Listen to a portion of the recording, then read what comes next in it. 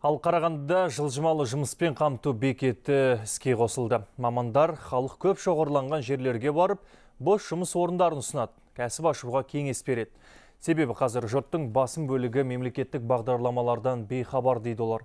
Енді ақпан айының соңына дейін мұндай жылжымалы бекеттер облыстың барлық аудан қалаларында іске қосылмақ.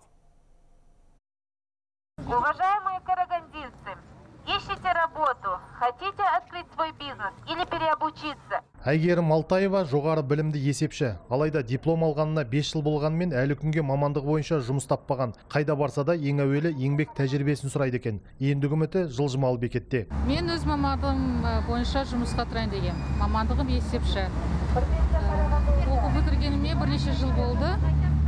Тәжірибем жоқ. Енді жана мамандардан кеңес алып, енді бірнеше вакансия ұсынды, енді соларды барып қарастырам. Жылжымалы бекет әзірге тек Қарағанды қаласында жұмысын бастады. Түске дейін мұнда 100-ге жуық адам келіп кеңес алған. Бұл жерде мамандар жұртқа бос жұмыс орындарын ұсынады. Қазір облыс бойынша түрлі мекемелерге 4000-нан астам жұмысшы қажет екен. Ал жеке кәсібін ашамын дегендерге мемлекеттен берілетін қолдаудың тетіктері түсіндіріледі. Мобильді жұмысқа тұрғызу пунктінің жұмыс кестесі жұмыспен қамту орталығының әлеуметтік желідегі аккаунтында жарияланып отырады. Біздің қала тұрғындары сонымен қай күні қай жерде жұмыс істейтінін содан көріп отыруға болады. Бүгінде өңірде ресми тіркелген жұмыссыздар саны 4000-ға жуық. Оларды жаппай еңбекпен қамту үшін жыл басында бірнеше орталық ашылған болатын. Базарларда, теміржол вокзалында және сауда нүктелеріндегі 8 орталыққа 2 айда 2000-ға жуық адам жүгініпті. Ардақ Асылханұлы, Сайлау Игілік, Хабар 24, Қарағанды.